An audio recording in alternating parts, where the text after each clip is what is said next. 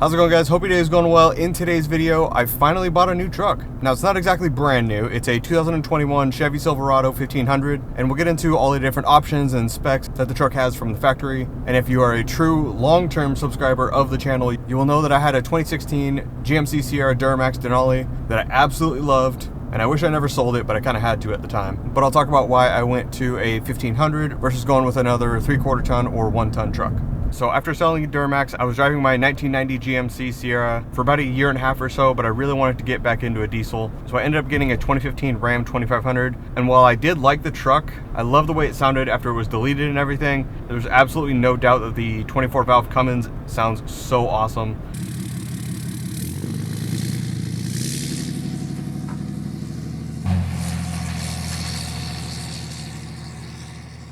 It was a lot of little other things that basically forced me to sell the truck. I'm not going to go into too much detail on that right now because this video is mostly for this Silverado. So I'd been looking for about 3 to 4 months at the time, trying to find the right truck with all the different options that I was looking for. The most important being the 3.0 Duramax that is in these 1500 trucks. The other important options being that it had a crew cab as well as the longer standard 6-foot bed. You can get the shorter 5-foot bed or 5.5 foot, something like that. But the reason that I needed the longer bed was so that I could run a 7-foot sled deck for hauling mountain sleds. And that was the same bed length that I had on the Cummins. And it's the shortest bed length that I was willing to go so that I can haul mountain sleds. One thing that I was a little bit disappointed in is that the truck didn't come with towing style mirrors. It has these pretty small sport mirrors, and they aren't exactly the easiest thing to see out of, especially with a truck.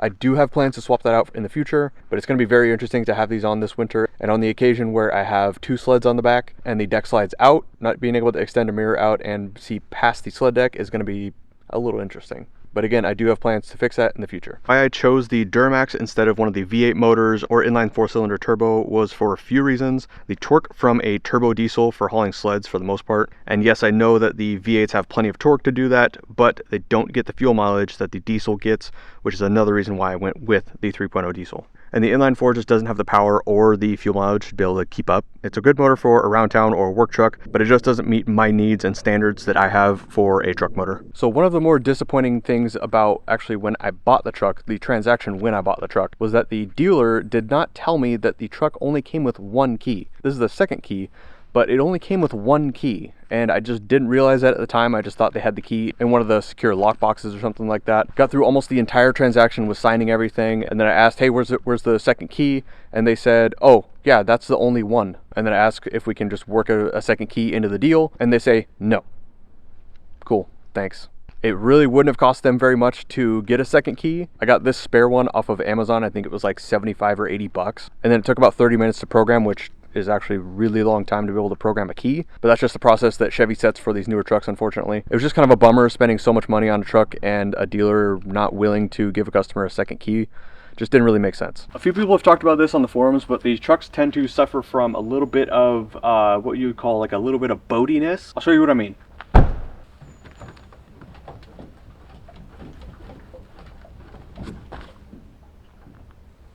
Now, I'm not sure if all half-ton trucks do that, but I'm not really used to it since I've always had 3/4 ton and 1 ton trucks. But you definitely feel it the most when you're going over like a speed bump and the front end just does this. Here's a pretty good example of what I mean. You notice it a lot more when you're inside the truck. I'll do it from the front now so you can see what I mean.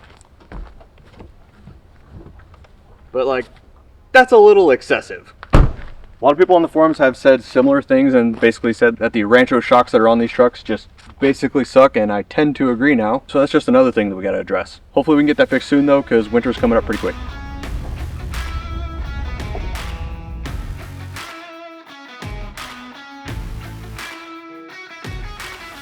Also, another important option that I was looking for was leather interior with heated seats. I know you get heated seats with the cloth option and save a little bit of money, but after looking at quite a few different trucks online and seeing the condition of the cloth seats after just a couple years, it looked like quite a few of them were sagging on the driver's side bolster. They seem to suffer from an issue with the cloth seats having the driver's side bolster tearing prematurely, and that's something I just didn't want to have to deal with a $40,000 truck. I haven't really seen any leather equipped trucks have that same issue, but there's always that possibility that they're out there. 4-wheel drive was also an absolute must with a truck like this. Being in the Pacific Northwest and the fact that I need to haul sleds and do winter activities, that was basically a standard to have. I've got a lot of little projects and improvements that I want to do to the truck, quite a few of which I've done already, so we're going to run through those real quick. First up was a set of Husky all-weather floor mats. I absolutely love them. I've had them in several different vehicles, just can't beat them. I definitely needed to throw a center console organizer in there, since the center console is basically just a deep dark pit. This one off of Amazon works pretty well, and it came with the rubber inserts, but I really didn't think I needed them. And I haven't had any issue with it rattling around like you can hear in the video. Works perfect. Another important item was to put a diesel fuel cap in there. It just helps seal from dust, especially if you're going down fire roads and Forest Service roads and stuff like that. Just having that little bit of extra peace of mind, be able to seal off from that, since these things do not have any sort of cap from the factory. Just a little bit of peace of mind. Definitely need to upgrade a few things in terms of lighting, so I threw in a set of LED reverse bulbs and also a set of LED front turn signals. Nice and quick and easy to swap out. Only takes a few minutes, and I think it really makes a big difference. Even though it's a small, subtle change, it's much more appealing than the stock one. Next one was also a pretty quick and easy change, was just changing out the antenna for a short and stubby one. I don't use radio all that much, so having this one is just much more appealing compared to having that tall antenna. Definitely brought out my ricer side for this one, but I got a Broadway mirror. It just clamps on to the mirror itself with just a spring in the back, and it goes on just like that. Pretty simple, but it gives you a wider view of both the back seat as well as behind you, just getting a little bit more coverage so that you can see kind of what's around you while you're driving. And then I also decided to try this little hitch cover here. I think it was like $7 on Amazon or something like that. I definitely don't recommend it at all. 1 out of 10. It does not like to stay in the hitch at all. It slides out pretty darn easily. Not sure what I was expecting for $7, but hey, it was worth a try. Another thing I do to absolutely every single vehicle that I've had so far, except for my X5, is rain guards. AVS makes these really nice, super low profile ones. They look really good. They actually fit very nicely as well. And it's a 3M tape that's on the back side of them. And the only time that I ever had any issue with one was when I installed it incorrectly on one vehicle and just had to use some new tape to reattach it. Overall, super happy with these. 10 out of 10, definitely recommend.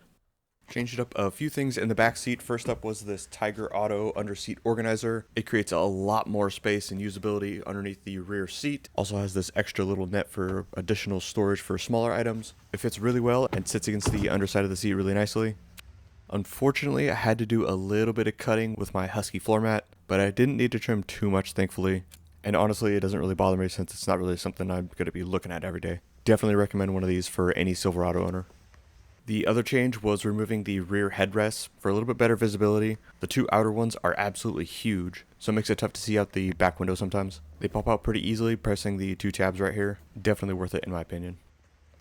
So this is how the truck currently sits right now. I've done quite a few more mods to it than what I've shown in the video so far, but I've documented quite a few of them, so I will have more videos in the future on everything I've done to it and obviously show you how I did everything. Majority of what I've done so far is all just function and form and is purposely done, except for the amber lights right here. Those actually look pretty cool, but that's just my opinion. But I'm very much enjoying the truck so far. The reason I went with a half-ton truck versus going with a 3/4 ton or 1-ton truck is because I really didn't think I needed the extra towing ability or heavy dutiness, is that a word, of the 3/4 ton or 1-ton trucks. The half tons are obviously much more comfortable, and on the longer road trips, I wanted the comfortability more than the being able to tow big loads, because generally I don't tow anything big. I also just wanted to give it a try to see how I liked it. I know half tons really get a bad rap for not being the best vehicles for hauling sleds, but I'm hoping by the time I'm done with this truck, it'll prove that to be wrong. As you can tell, I put some amber lights on the front. In my opinion, it looks really good. I do need to readjust them, at least on the outboard ones, because they're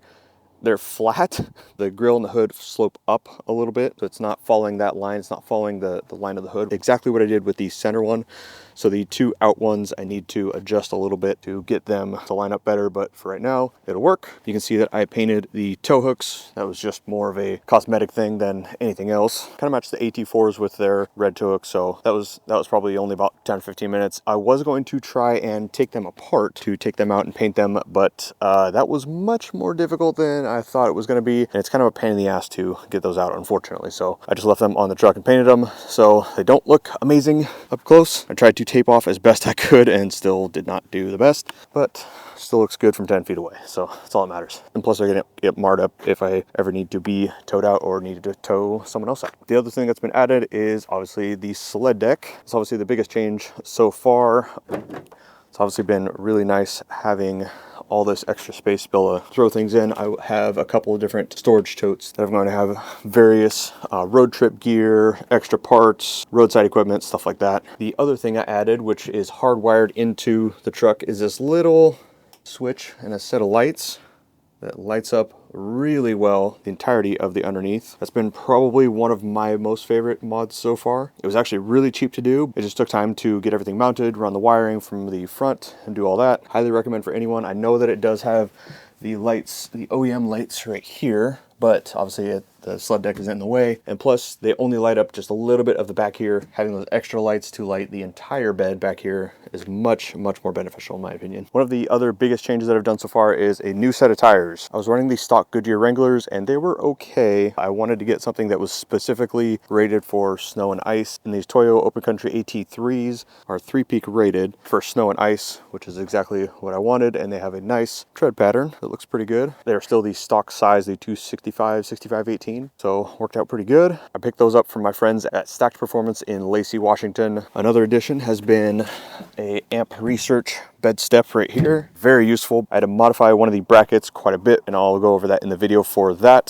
For anyone that has a 1500 that wants to do that amp research bed step. I don't know if it was just my truck, the kit they sent me, or something. Everything lined up as far as part number wise for my 21 1500, but I will let you know what I had to do in that video. So with a half ton, putting the sled deck on, obviously it's about 1,000–1,200 pounds between the deck and a sled and anything else you put underneath the deck. I needed to raise the rear up a little bit as it sits right now with just the stock bump stops and stock suspension and everything. With the sled deck on, it wasn't that bad, but when you put a sled on, it did lower the rear a little bit. It was probably about 2 inches or so, so it was sitting about level. You can see that the rear has a little bit more gap than the front, and that's also, it's pointed downhill, so it's a little bit more. But nonetheless, what I did to correct it is I installed a set of Sumo Spring bump stops. You can see that little black rubber bump stop right there, not little, but that just installs in place of the factory bump stops. Super easy install, just took a few minutes to do each side, and I'll have an install video for that as well. Also installed a light bar, very useful. It's been much brighter than the stock ones obviously, but having it behind the grille, it's nice and hidden, but still puts out enough light to where it's usable. Not a whole lot has changed under the hood. I have added a auxbeam switch panel system, so I'll go over this. This will be a separate video all its own. Auxbeam actually sent this out to me to make a video on, so I will let you guys know everything that I did to be able to install this and make it look actually clean and installed to where it's out of the way. It's not going to be in the way if a technician has to work on the truck or anything. So